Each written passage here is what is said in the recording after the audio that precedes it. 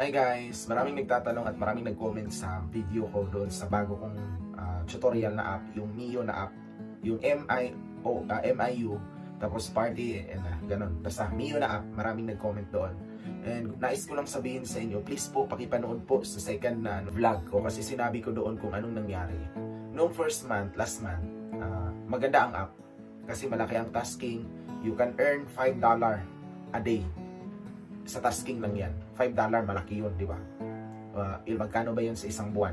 Kung pag nag-5, 30 times 5 is $150. $150. So magkano ang dollar niyan? 56. Malaki ang sasawarin mo sa tasking lang yan. Plus sa beans na makukuha mo, na ibabagsak sa'yo, malaki ang kikitain mo doon, di ba? Kasi nga, 100 beans is equivalent to, 50 beans equal to 37. So, ibig sabihin, 37, 70, 74 flowers. Yung 100 flowers is equivalent to $1. Meron kang maraming beans, tapos meron ka pang $5 sa tasking, malaking kikitain mo. So, possible kikita ka ng $10 a day. Malaki yung kikitain mo sa app na yun. Pero nung sa first sahod ko, kinabukasan, ay dumaan pa siya ng dalawang araw. Pagkagabi, biglang nag-update. Nung pag-update niya, yung $5 na tasking nagiging 250 flowers. Ibig sabihin, $2.5 na lang lumiit siya. Yung beans na matatanggap namin dati, kapag makompleto namin yung check-in, alam nyo, nagbabayad pa ako ng check-in sa iba. Binabayaran ko sa 5 pesos per check-in, gano'n. Para lang talaga makompleto yun. Kasi nga, ang 10 check-ins, makakatanggap ka ng 200 beans. 200 beans, sinabi ko kanina, 74 flowers. Tapos, magkano ba yan? 1 point something, 1.5, 1.8. Ganon, $1.8. So, nasa 6, almost $7 na. Sa tasking pa lang yun na nakukuha namin. What if pag mag-RC ka? Pero mahal ang coins doon sa Mio, guys. And meron pa naman ang Mio ron, sa sahod ka pa rin, legit siya na app. Sa sahod ka, pero mahirap ang tasking. The only thing na magawa mo doon na mag-survive is mag-recharge, magsugal, maglaro. Ganun lang. And I hope malinaw sa atin na ang app ngayon ay nag-update at makita niyo sa review 2.1 kasi maraming nagalit ng biglaan. And alam naman natin na yung app is a business. Kaya nga, nung pag-start niya, nagbigay siya ng pang-capital sa atin para bumili tayo ng coins.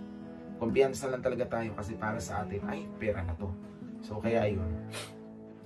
Ako din, supposed to be, dapat January, nag-start ako. Hindi ako nag-start ng January. Kasi iniisip ko baka hindi sila makasahod, baka hindi legit ang app. Pero nung nakasahod yung kaibigan ko, nakasahod si Jerome Remolta, nagpursige din ako. Isang 5 days na ako that time, is umabot siya ng $45 in 5 days. So, umabot siya ng $45.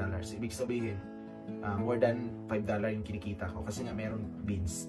Nakukompleto ko ang tasking. Tapos, at the same time, yung beans na nakukuha ko, tinitrade ko. Ganon. So, tapos meron pa akong mga other accounts na ginagamit para pang-additional. Kasi nga, di ba, dito sa platform, dito sa mga streaming platform, diskarte talaga ang kailangan. Hindi lang talino, kundi diskarte talaga. Paano mo siya ihataw, paano mo gagawin para kumita ka ng maayos. Ganun. So, yun yung update sa Mio, guys. Legit ang Mio, pero pagdating sa sahuran, mahirap na siya. Hindi na siya katulad ng dati. So, kaya, i-review yung video ko, balik kayo sa Pupo, pwede kayo doon. Yung mga ayaw sa live cam, pwede kayo pwede kayo mag-off cam, pwede sa Pupo. Pero sa Pupo, kapag mag-solo live ka, kailangan mo magpakita. Sa Nike, mag-solo ka, pwede magpakita. Pero meron pa rin mga off cam na tasking. Pero kaunti lang ang coins sa party live. Kapag newbie ka, merong ang 1 hour is 800 P points. Tapos sa 2 hours, 800 P points. A total of 1,600 P points.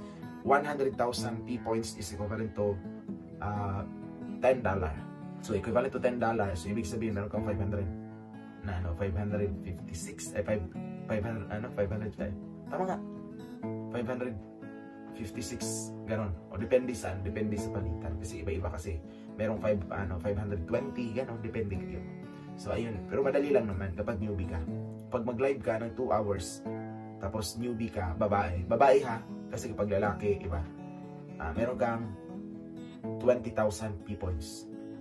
Sa lang yun, sa solo live, yun yung magpapakita ka. Tapos mag-piki ka, merong 12,000 P points. So ibig sabihin, pag natapos mo yung task lahat, meron kang 30 33 P points. Ibig sabihin, in 4 days, pwede ka nang sumahod ng 500. So, never mind, kasi nasa social media naman tayo, hindi naman siya, hindi naman yun yung atupagin mo buong araw. Kasi kapag gusto mong mag-live, magpa-oras ka lang, iiwanan mo naman yung phone. Unlike sa 17 Live, pwede mo naman siya iwanan, pwede ka naman mag-off cam, pero mas maganda yung mag-open cam kasi nga sa 17 Live is talented. Para siya yung app na kailangan mo mag-perform kasi ang daming mga taong andun na gusto mag-relax at yung naghahanap ng mga talento, mga gagaling, ganun. So yun lang muna guys, I hope malinaw sa inyo na yung Mio na app depende na sa inyo. Kaya nga ako nire-reply ko, maraming nag-chat sa akin, ay sorry talaga, nag-update si app. Hindi ibig sabihin na nag-tutorial ako for the views, no. I just wanted to have a tutorial para makatulong, magkaroon ng extra income. And legit ang app. Ayoko mag-tutorial na hindi legit ang app na nakaka-earn lang ako ng pera through sa mga invitation, no. Hindi mo kailangan i-encode yung code. Kasi nga, yung app na yung legit talaga siya. Kumikita ka talaga, di ba? Tango, Miko, Bigo, Kumu, mga app, yung mga app live, gano'n. Nagkakaroon lang talaga ng update. Kasi minsan, nalulugi din sila. Nung nalugi, gano'n na nangyari. So, I hope so na tulong-tulong tayo. Kung meron ka mang makitang app na maganda, share mo naman, i-comment mo naman down below para malaman din namin, para makapunta din kami at hindi lang sa iyo, kundi makaano din sa iba. Kasi meron pa rin Twitch, meron ding famous ngayon Diva na app.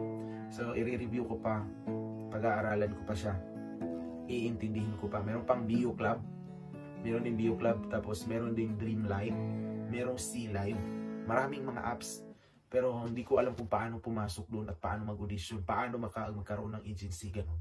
Kaya, itatry ko ang best ko guys na makapag-share pa ng ibang mga app. Yun lang po, bye-bye, maraming salamat.